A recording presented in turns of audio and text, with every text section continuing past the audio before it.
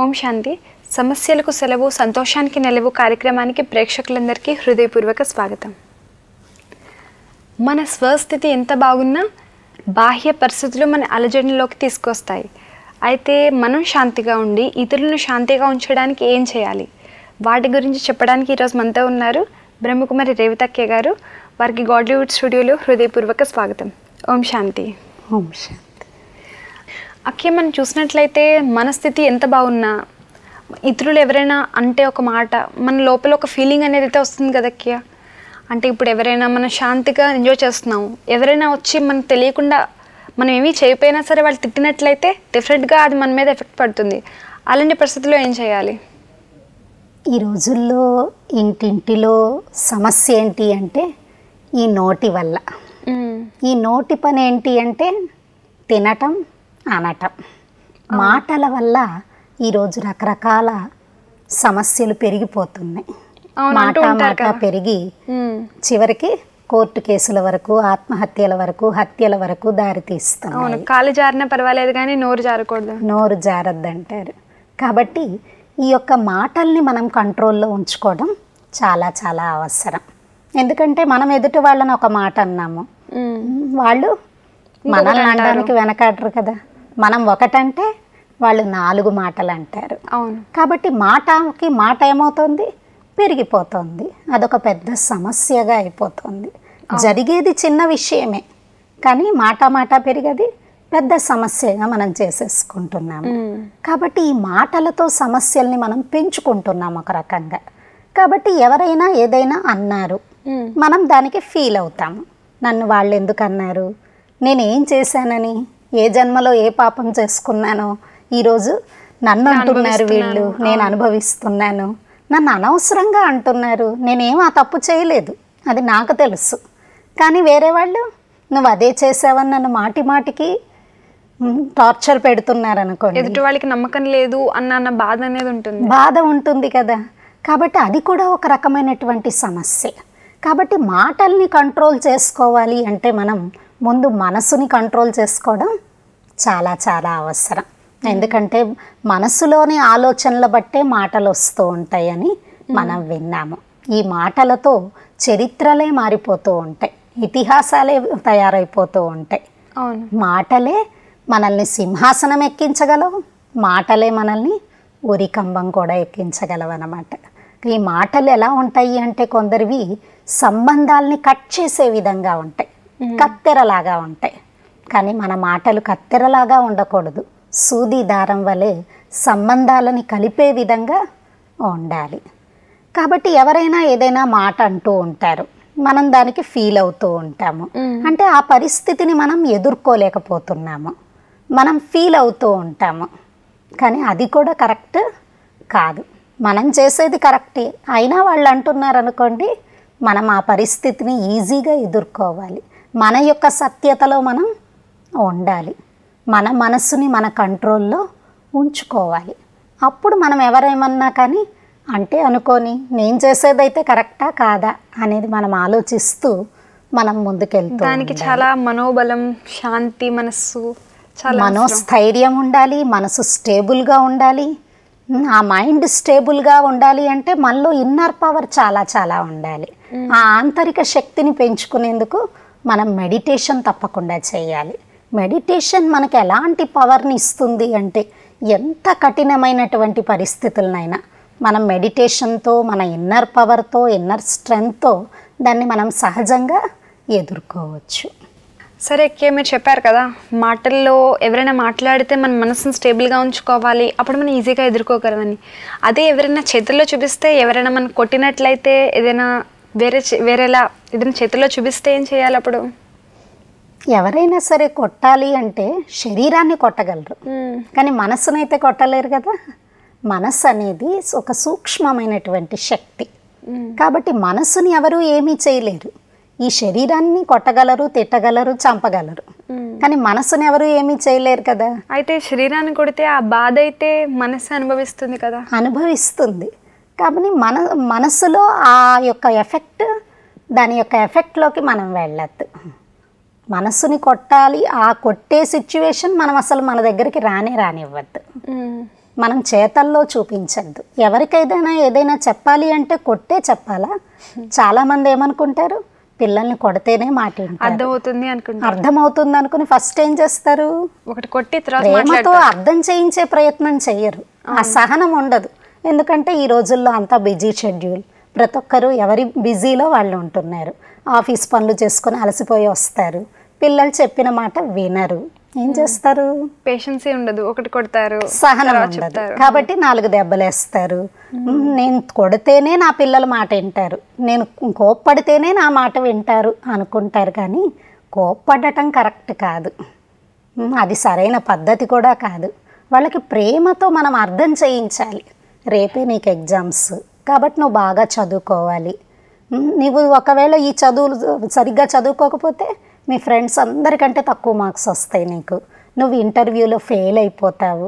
ఇలా మనం ప్రేమతో అర్థం చేయించే ప్రయత్నం చేయాలి. దాని పరిణామం అనేది అర్థం చేయిస్తే పిల్లలకి అర్థమవుతుంది, అర్థం చేసుకుంటారు. లేకపోతే వాళ్ళ ఇష్ట ప్రకారం వాళ్ళు చేస్తూ ఉంటారు అన్నమాట. కాబట్టి పిల్లలకి ప్రేమతో, సహనంతో అర్థం చేయించాలి. అయినా అర్థం చేసుకోలేని పరిస్థితిలో కొంచెం కోపాన్ని ప్రదర్శించడం అవసరం అవుతే అప్పుడు దాన్ని కోపాన్ని ఉపయోగించాలి. అది కూడా పైనే, కానీ మనసులో మనం ఆ కోపం అనేది ఉంచుకోకూడదు. దానికోసం మైండ్ని చాలా బ్యాలెన్స్డ్గా మెయింటైన్ చేయాలి. అయితే చెప్పారు కదా ఇట్లా కొంచెం కోపం చూపించాలి పిల్లలు ఎగ్జామ్ ముందు చదవకపోతే ఇలాగా. కానీ పిల్లల భవిష్యత్తు కదా, మనం కోపం చేయడంలో తప్పే ఉంది. కోపం చేసి ఒకటి వేస్తే అంటే పిల్లలు చదవడం మొదలు పెడతారు, వాళ్ళ భవిష్యత్తు మంచిగా అవుతుంది అన్న శుభావంతోనే కొడతారు. సో అది కూడా తప్పవుతుందా? అంటే కోపం అంటే ఇంకా మా మమ్మీకి కోపం, మా డాడీకి కోపం, వాళ్ళు కొడతారు అనే భయం ఒకటి మనసులో పెట్టేసుకుంటారు. వాళ్ళు మీతో ఫ్రీగా ఉండలేరు పేరెంట్స్తో. అవును. కాబట్టి మనం వీలైనంత వరకు ప్రేమతో అర్థం చేయించడమే మంచిది. ఎందుకంటే పిల్లలు నేర్చుకునేది అంతా పేరెంట్స్ నుండే, తల్లిదండ్రుల నుండి. చాలామంది అంటూ ఉంటారు, ఇది కూడా ఒక సమస్య ఇళ్లలో. పిల్లలు చెప్పిన మాట వినట్లేదు, పిల్లలు సరిగ్గా చదవట్లేదు, పిల్లలు టీవీ పెట్టుకుని చూస్తున్నారు, లేకపోతే వీడియో గేమ్స్ ఆడుకుంటున్నారు. ఇలా చాలామంది పిల్లల గురించి కూడా చాలా టెన్షన్ పడుతూ ఉంటారు, చాలా ప్రాబ్లమ్స్ ఫేస్ చేస్తూ ఉంటారు. చిన్న పిల్లలు ఏమీ అనలేరు, కానీ తల్లిదండ్రుల ప్రభావం పిల్లల మీద చాలా ఉంటుంది. ఎదుటి వాళ్ళకి మనం కోపాన్ని ప్రదర్శిస్తే మన మాట వింటారని మనం అనుకుంటూ ఉంటాము, కానీ వీలైనంత వరకు మనం ప్రేమతో అర్థం చేయించాలని మనం ఇందాక కూడా తెలుసుకున్నాము. ఒక్కొక్కసారి ఏమవుతూ ఉంటుంది అంటే వాళ్ళు కోప్పడుతూ ఉంటారు, మనం ఏం చేస్తాం, ఎదురు సమాధానం చెప్తాము. మనం ఆగలేము, శాంతంగా ఉండలేము, సహనంగా ఉండలేము. వాళ్ళు నన్ను అంటున్నారనేటటువంటి ఎమోషన్తో మనం ఎదురు సమాధానం చెప్తూ ఉంటాం బాధతో. అప్పుడు ఏమవుతుంది, కోపంగా ఉన్న వాళ్ళల్లో మళ్ళీ మీరు ఇంకా కోపం మాటకి మాట పెరిగిపోతుంది. ఒకటేమో ఆల్రెడీ వాళ్ళు అవుట్ ఆఫ్ కంట్రోల్ వెహికల్లో ఉన్నారు, మనమేమో కంట్రోల్డ్ వెహికల్లో ఉన్నాము. రెండు కోయిన్సైడ్ అయినాయి అనుకోండి, ఏమవుతాయి, యాక్సిడెంట్ అవుతాయి అన్నమాట. అంటే మనం ఒక రకంగా చెప్పాలి అంటే అగ్నిలో నూనె వేసినట్టు అన్నమాట, నీళ్లు పోసినట్టు కాదు. కాబట్టి నూనె వేయొద్దు, మనం నీళ్లు పోయాలి. మనం కొంచెం వాళ్ళని మాట్లాడనివ్వండి. ఎదుటి వరకు కోపం వచ్చింది, మనం ఏం చేస్తాం, మనం మాటల మధ్యలో అందుకొని ఇంకా వాళ్ళలో కోపాన్ని పెంచిన వాళ్ళం అవుతాము. కాబట్టి వాళ్ళ మనసులో ఏవైతే క్రోధావేశాలు ఉన్నాయో అవి వాళ్ళని బయటికి రానివ్వండి కాస్త. అప్పటి వరకు మనం శాంతంగా ఉండాలి. అప్పుడు వాళ్ళు ఏం చేస్తారు, అని అని అని అని చివరికి ఎవరు సైలెంట్ అవుతారు, వాళ్ళే ఊరుకుంటారు. అప్పుడు మీరు జరిగిన సిచ్యువేషన్ గురించి ఇది కరెక్ట్ కాదు, ఇది ఇలా జరిగింది అని వాస్తవం మీరు అర్థం చేయించినట్లయితే ఆటోమేటిక్గా వాళ్ళ క్రోధం కూడా శాంతిస్తుంది. అలాగే పిల్లలు ఉన్నారు. ఈరోజు పిల్లలలో మనం చూసినట్లయితే ముఖ్యంగా తల్లిదండ్రుల యొక్క ప్రభావం పిల్లల మీద ఎక్కువ పడుతూ ఉంటుంది. పిల్లలు అన్నీ నేర్చుకునేది, ఫాలో చేసేది ఇంట్లో ఉన్న వాళ్ళని, పేరెంట్స్ని. ముఖ్యంగా తల్లిదండ్రులు ఏది చేస్తే పిల్లలు కూడా అదే చేస్తూ ఉంటారు. పిల్లల్లో రైట్ బ్రెయిన్ యాక్టివేట్ అయ్యి ఉంటుంది, క్రియేటివిటీ ఉంటుంది.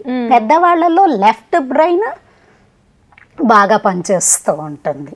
కాబట్టి పిల్లలు ఏదైతే చూస్తారో, మనం ఏదైతే మాట్లాడుకుంటున్నామో అది వింటారో ఈజీగా దాన్ని బాగా నేర్చుకుంటారు. వాళ్ళు అబ్జర్వేషన్లో ఉంటారు. ఇప్పుడు సపోజ్ పిల్లలకి మీరు చెప్పారు ఎప్పుడు అబద్ధాలు ఆడద్దు అని, మీరు ఆడితే వెంటనే వాళ్ళు గమనిస్తారు కదా, పాయింట్అవుట్ చేస్తారు కదా.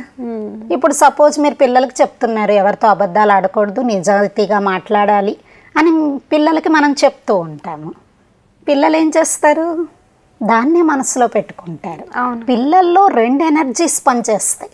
ఒకటి thought energy, second one sound energy. కాబట్టి మనం వాళ్ళు విన్నది, వాళ్ళు చూసింది వాళ్ళు మనసులో అది దృఢపడిపోతూ ఉంటుందన్నమాట. కాబట్టి మీరు పిల్లలకు అబద్ధాలు ఆడొద్దని చెప్తున్నారు. అంతలో సపోజ్ ఫోన్ వచ్చింది, ఫోన్ రింగ్ అయింది. అప్పుడు మీరు ఏం చెప్తారు పిల్లలకి, ఆంటీ ఫోన్ చేస్తుంది, మీరు ఇంట్లో మమ్మీ లేరని చెప్పు అని చెప్తారు. ఆ పిల్లలు వెళ్ళి మీరు చెప్పిందే చెప్తారు, మమ్మీ ఇంట్లో లేదు అని. కానీ వాళ్ళ మనసులో మాత్రం దాని ప్రభావం ఉంటుందా ఉండదా, ఆ ఎఫెక్ట్ ఉంటుందా ఉండదా, వాళ్ళు మైండ్లో కన్ఫ్యూజ్ అయిపోతారు. ఏంటి ఇప్పుడే చెప్పారు కదా అబద్ధాలు ఆడొద్దని మమ్మీ చెప్పింది, మళ్ళీ మమ్మీ కూడా అబద్ధాలు ఆడింది కదా అని అదే నేర్చుకుంటారు. వాళ్ళ లైఫ్లో ఏం చెయ్యాలి, ఏ వేలో నడవాలనేది అర్థం కాదు, కన్ఫ్యూజన్. సపోజ్ మీరు పిల్లలకి టీవీ చూడొద్దని చెప్పారు, ఎగ్జామ్స్ చదువుకోవాలి, టీవీ చూడొద్దు, ఎక్కువ సినిమాలు చూడకూడదు అని మీరు చెప్పారు. చదువుకోమని స్టడీ రూమ్లో కూర్చోబెట్టారు. మీరు వచ్చి తలుపులేసి టీవీ రూమ్లో వచ్చి టీవీ చూస్తున్నారనుకోండి, పిల్లలు అబ్జర్వ్ చేస్తారా చేయరా? డెఫినెట్గా అబ్జర్వ్ చేస్తారు. పిల్లలకి కన్ఫ్యూజన్ అన్నమాట లైఫ్లో, ఏం చెయ్యాలి ఏం చెయ్యొద్దు అని. కాబట్టి తల్లిదండ్రుల ప్రభావం పిల్లల పైన ఉంటుంది. కాబట్టి పేరెంట్స్ ముఖ్యంగా ఆచరణాత్మకంగా ఉండాలి అంటారు కదా, వాక్ యువర్ టాక్ అంటారు. ఏదైతే మనం చెప్తున్నామో వేరే వాళ్ళకి అది మనం ఆచరించాలి. ఈరోజు మనం కాలేజెస్లో కూడా చూస్తూ ఉంటాం, చాలామంది లెక్చరర్స్ స్టూడెంట్స్ సిగరెట్స్ బాటిల్స్ అవి తెప్పించుకుంటూ ఉంటారు. పిల్లల మీద ఏం ఎఫెక్ట్ పడుతుంది, మా సార్ తాగుతున్నారు నేను తాగొచ్చు తప్పేముంది అని. అలాంటివి వాళ్ళు చాలా అబ్జర్వ్ చేస్తూ ఉంటారు. కాబట్టి మన యొక్క జీవితం అనేది ఆచరణాత్మకంగా ఉండాలన్నమాట. అప్పుడు పిల్లల పైన ఆ ఎఫెక్ట్, బ్యాడ్ ఎఫెక్ట్ అనేది ఉండదు.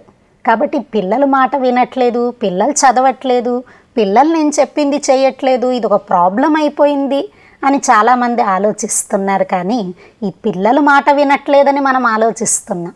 ముందు మన మనసు మన మాట వింటోందా, మన మనసు సెల్ఫ్ కంట్రోల్లో ఉంటోందా? కాబట్టి పిల్లలు మాట వినాలన్నా, ఎవరు మన మాట వినాలి అన్నా ముందు మన మాట మనం వినాలి. మనం కూడా మనసు చెప్పింది చెయ్యం, మనసు ఒకటి చెప్తూ ఉంటుంది, మనం ఇంకొకటి చేస్తూ ఉంటాం అన్నమాట. కాబట్టి మన మాట మనం వినాలి, మన మనసుతో మనం మాట్లాడాలి. మన మనసు చెప్పింది మనం విన్నట్లయితే, ముందు మన మనసుకి అధికారిగా అయితే మనం అందరికీ అధికారులుగా అవుతాము. మన మనసుని మనం జయించగలిగితే అందరినీ మనం జయించగలుగుతాము. అందుకే శ్రీమద్ భగవద్గీతలో కూడా మన్ జీతే జగజ్జీత్ అన్నారనమాట. మనసుని జయిస్తే అన్నీ జయించినట్లే. మనసుని కంట్రోల్ చేసుకుంటే అన్నీ కంట్రోల్ అవుతాయి, పిల్లలు కంట్రోల్ అవుతారు, సమస్యలు కంట్రోల్ అవుతాయి. కాబట్టి సమస్య సమస్య సమస్య అని సమస్య గురించి ఆలోచించే బదులు దాని యొక్క సమాధానం గురించి మనం ఆలోచించినట్లయితే మనం జీవితంలో సంతోషంగా ఉండగలుగుతాము. ఈ రోజుల్లో చాలామంది స్టూడెంట్స్ అడుగుతూ ఉంటారు, వాళ్ళు ఎంత చదివినా సరే అది గుర్తుండట్లేదని, లేకపోతే పేరెంట్స్ పిల్లల మీద కంప్లైంట్ చేయడం, పిల్లలు చాలా చంచలంగా ఉన్నారని, సరిగ్గా చదవట్లేదని. దానికి ఏమైనా కాన్సన్ట్రేషన్ చేయడానికి ఏదైనా ఉందా అక్కే మెడిసిన్, లేకపోతే ఏదైనా మన ఆధ్యాత్మికతలో ఏదైనా చేయగలమా? పిల్లలందరూ చదువుతూ ఉంటారు, కొందరు పిల్లలు చాలా కష్టపడి చదువుతారు, అయినా తక్కువ మార్కులు వస్తాయి. కొందరు పిల్లలు ఏదైతే వింటారో స్కూల్లో కానీ ట్యూషన్స్లో కానీ తొందరగా క్యాచ్ చేస్తారు. వాళ్ళు ఏమి ఎక్కువ చదవరు, ఎక్కువ కష్టపడరు, కానీ వాళ్ళకి ఎక్కువ మార్కులు వస్తూ ఉంటాయి. మనం చూస్తూ ఉంటాం, ఆడుతూ పాడుతూ తిరుగుతూ ఉంటారు, వాళ్ళు ఎక్కువ మార్కులు సంపాదిస్తారు పరీక్షల్లో. కొందరు చాలా కష్టపడతారు కానీ ఎక్కువ మార్కులు రావు. ఇది కూడా ఒక ప్రాబ్లమే. దానికోసం కాన్సన్ట్రేషన్ పవర్ని మనం పెంచుకోవాలి. పిల్లల్లో కాన్సన్ట్రేషన్ పవర్ అనేది ఉండాలి. ఎందుకంటే కాన్సన్ట్రేషన్ లేనప్పుడు ఎంత చదివినా ఎంత విన్నా అది గుర్తుండదు. చాలా మంది పిల్లలు బాగా కష్టపడి చదువుతారు కానీ చదివింది మర్చిపోతూ ఉంటాయి. అయితే ఇది ఇంట్రెస్ట్ లేకపోవడం వల్ల కాన్సన్ట్రేషన్ లేదంటారా? ఇంట్రెస్ట్ అని కాదు, వాళ్ళ బ్రెయిన్ లెవెల్, వాళ్ళ బ్రెయిన్ కెపాసిటీ కొంచెం డల్ ఉంటుంది. కొందరి బ్రెయిన్ కెపాసిటీ హై లెవెల్లో ఉంటుంది, కాబట్టి విన్నదాన్ని వెంటనే క్యాచ్ చేసేస్తారు. ఏదైతే వింటారో అది గుర్తుండిపోతుంది. కొంతమంది కష్టపడి చదువుతారు కానీ పరీక్ష హాల్లోకి వెళ్ళగానే ఎగ్జామినేషన్ హాల్లోకి ఆ టెన్షన్కి అంతా మర్చిపోతూ ఉంటారు, కాబట్టి మార్కులు తగ్గిపోతూ ఉంటాయి. కాబట్టి పిల్లల్లో కూడా కాన్సన్ట్రేషన్ లెవెల్ అనేది చాలా అవసరం. ముఖ్యంగా స్టూడెంట్ లైఫ్లో ఈ ఏకాగ్రత శక్తి అనేది చాలా చాలా ఉపయోగపడుతుంది. ఈరోజు పిల్లల్లో మనం చూసినట్లయితే స్టడీస్ పైన ఎక్కువ ఫోకస్ చేయట్లేదు. కొంచెం టైం దొరికితే స్కూల్ నుండి రాగానే ట్యూషన్ నుండి రాగానే ఆ ఉన్న కొంచెం టైంని చదువులో స్పేర్ చేయకుండా టీవీలో, వీడియో గేమ్స్లో, ల్యాప్టాప్స్తో, లేకపోతే కార్టూన్ షోస్ చూస్తూ, వీడియో గేమ్స్ ఆడుకుంటూ వీటిల్లో ఎక్కువ టైం వాళ్ళు ఇంట్రెస్ట్ చూపిస్తూ ఉంటారు. రేపే పరీక్షలు, రేపే ఎగ్జామ్స్, అప్పుడు అయినా వాళ్ళ మనసు దాని మీద ఉండట్లేదు. ఎందుకంటే ఏకాగ్రత శక్తి ఈ రోజుల్లో లోపించిందనమాట. బ్రెయిన్ లెవెల్ ఈ రోజుల్లో బ్రెయిన్లో ఇన్నర్ స్ట్రెంగ్త్ అనేది తగ్గిపోతుంది. కాబట్టి ప్రతి ఒక్కరికి ఈ ఏకాగ్రత అనేది చాలా చాలా అవసరం. మరి ఆ ఏకాగ్రతని మనం పెంచుకోవాలి అంటే మనం మెడిటేషన్ తప్పకుండా చెయ్యాలి. అయితే కాన్సన్ట్రేషన్ పెరగాలి అంటే కొంచెం మనసు రిలాక్సేషన్ అనేది ఉండాలి. సో రిలాక్సేషన్గా మనం గేమ్స్ కూడా ఆడుకోవచ్చు కదా? గేమ్స్ ఆడతాము కొంచెం సేపు, అది టెంపరీ రిలాక్సేషన్. కానీ మనసు ఎప్పుడూ రిలాక్స్ అయ్యి ఉండాలి, మనసు ఎప్పుడూ హ్యాపీగా ఉండాలి. మనసులో కాన్సన్ట్రేషన్ లెవెల్ని మనం డెవలప్ చేసుకోవాలంటే మెడిటేషనే పర్మనెంట్ సొల్యూషన్ అన్నమాట. ఓకే. కాబట్టి మెడిటేషన్ అంటే ఏమీ లేదు. చాలామంది మేము చిన్న పిల్లలకి మెడిటేషన్ ఎలా చేస్తాము, పిల్లలు కదా వాళ్ళు మెడిటేషన్ చేయలేరు కదా, వాళ్ళకి ఏమీ తెలియదు కదా అనుకుంటారు. మెడిటేషన్ అంటే ఏదో తెలుసుకోవాలని కాదు. మెడిటేషన్ అంటే పాజిటివ్ థింకింగ్ చేస్తూ మన మైండ్ని కాన్సన్ట్రేట్ చేయటం. అయితే మెడిటేషన్ అంటే పాజిటివిటీని పెంచుకోవడము, దాని మీద కాన్సన్ట్రేట్ చేయడం, దాని మెడిటేషన్ అంటారా? ఆ పాజిటివ్ థాట్స్ని మనం క్రియేట్ చేయటం పిల్లలకి నేర్పించాలి. చాలామంది పిల్లలు పొద్దున్నే లేచి చదువుకోమంటారు తల్లిదండ్రులు, ఎందుకంటే కాన్సన్ట్రేషన్ ఎక్కువ ఉంటుంది అని. రాత్రంతా చదివినా కాన్సన్ట్రేషన్ ఉండదు. ఉదయమే మన సబ్ కాన్షియస్ మైండ్ యాక్టివేట్ అయి ఉంటుంది. కాబట్టి మనం ఎలాంటి థాట్స్ మన మైండ్కి ఇస్తే మన మైండ్ అది యాక్సెప్ట్ చేస్తుంది. అప్పుడే నిద్రలేస్తాం కాబట్టి మైండ్ కూడా ఫ్రెష్గా ఉంటుంది. కాబట్టి పిల్లల్ని ఉదయమే లేచి చదువుకోమని మనం పిల్లలకి సజెస్ట్ చేస్తూ ఉంటాము. అవును. కాబట్టి కాన్సన్ట్రేషన్ లెవెల్ పెరగాలి అంటే మనం రోజు పాజిటివ్ థింకింగ్ చేయటం పిల్లలకి నేర్పించాలి. చదువుకునే విద్యార్థులకి ముఖ్యంగా ఆ చదువు యొక్క ఒక లక్ష్యం వాళ్ళ మైండ్లో ఉండాలి. ప్రతి ఒక్కరికి ఉంటుంది. మీరు ఎలా అవుదాం అనుకుంటున్నారు అంటే పిల్లల్ని ఏమని చెప్తారు?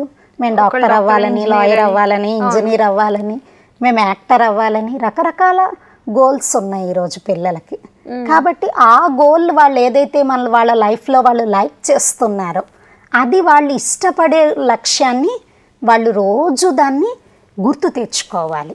ఉదయమే మన సబ్కాన్షియస్ మైండ్ యాక్టివేట్ అయ్యి ఉంటుంది. కాబట్టి మనం ఎలాంటి థాట్స్ ఇస్తామో మన మైండ్ అదే యాక్సెప్ట్ చేస్తూ ఉంటుంది. కొందరు డల్ స్టూడెంట్స్ ఉంటారు, స్టూడెంట్స్లో కొందరు బ్రిలియంట్ స్టూడెంట్స్ ఉంటారు. కాబట్టి ఎవరైతే డల్ స్టూడెంట్స్ ఉంటారో వాళ్ళు ఇన్ఫీరియర్గా ఫీల్ అవ్వాల్సిన అవసరం లేదు. నేను బాగా చదువుకుంటాను, నేను ఎగ్జామ్స్లో మంచి మార్కులు తెచ్చుకుంటాను, నా కాన్సన్ట్రేషన్ లెవెల్ పెరుగుతోంది, నా మెమొరీ పవర్ బాగా డెవలప్ అవుతోంది, విజయం నా జన్మసిద్ధ అధికారం, నేను తప్పకుండా నా యొక్క లైఫ్లో నా గోల్కి నేను రీచ్ అవుతాను, success is my birth right, సఫలత మా జన్మసిద్ధ అధికారం, నేను ఈసారి ఎగ్జామ్స్లో తప్పకుండా నాకు ఇంత పర్సంటేజ్ గ్యారంటీ వస్తుంది. ఇలా మనం రోజు పిల్లలకి నేర్పించాలి. ఇలా పాజిటివ్ థింకింగ్ చేయించడం అలవాటు చేయించాలి. దీనిలో ప్రముఖ పాత్ర తల్లిదండ్రులు కూడా ఉంటుంది. తల్లిదండ్రులు కూడా హెల్ప్ చేయాలి, సపోర్ట్ చేయాలి. వాళ్ళకు కూడా ఇలా థాట్స్ క్రియేట్ చేసుకోవడం కూడా పిల్లలకి నేర్పించడంలో వాళ్ళ హెల్ప్ కూడా, వాళ్ళ సహాయం కూడా తప్పకుండా చేయాలన్నమాట. సపోజ్ ప్రోగ్రెస్ కార్డు తీసుకొచ్చారు పిల్లలు, మీరేమంటారు? వీడింతే ఎప్పుడు చూసినా బి గ్రేడ్, ఏ గ్రేడ్లోకి రాడు అని వాళ్ళ ముందు మనం నెగిటివ్ మాట్లాడద్దు. పిల్లల్ని ప్రోత్సహించాలి.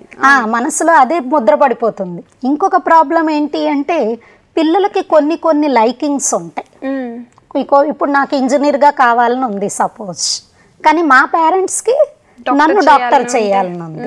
వాళ్ళు ఏమంటారు? నువ్వు ఎంబీబీఎస్ఏ చదువు అంటారు, డాక్టరే అవ్వాలంటారు. కానీ నాకు డాక్టర్ అంటే నచ్చదు, నాకు ఇంజనీర్గా కావడమే ఇష్టం. కాబట్టి పిల్లల యొక్క లైకింగ్స్ని కూడా మనం గమనించాలి. నేను చెప్పిందే నా పిల్లలు వినాలి, నేను చెప్పినట్టే చెయ్యాలి, నేను చెప్పినట్లే నడవాలి అనుకోవడం కూడా రాంగ్ థింకింగ్ అనమాట. కాబట్టి మీ పిల్లలకి ఇంజనీరింగ్ మీద ఇంట్రెస్ట్ ఉందనుకోండి, వాళ్ళని ఇంజనీరింగ్ చదివించండి. మీ పిల్లలకి డాక్టర్గా కావాలనుంటే ఎంబీబీఎస్ చదివించండి. వాళ్ళ ఇష్టాలని కూడా గమనించండి. అంతేకాని వాళ్ళని ఫోర్స్ చేయొద్దు. మీరు ఇదే చెయ్యాలి, మేం చెప్పినట్టే వినాలి అనుకోవద్దు. లేకపోతే వాళ్ళు లైఫ్లో ముందుకు వెళ్ళలేరు, వాళ్ళ లైఫ్లో సక్సెస్ కాలేరు. వాళ్ళకి జాబ్ చేయాలని ఉంది, మీరు వాళ్ళని బిజినెస్లో వాడుకోవాలనుకుంటున్నారు మీతో పాటు, మీకు హెల్పర్గా ఉండాలని.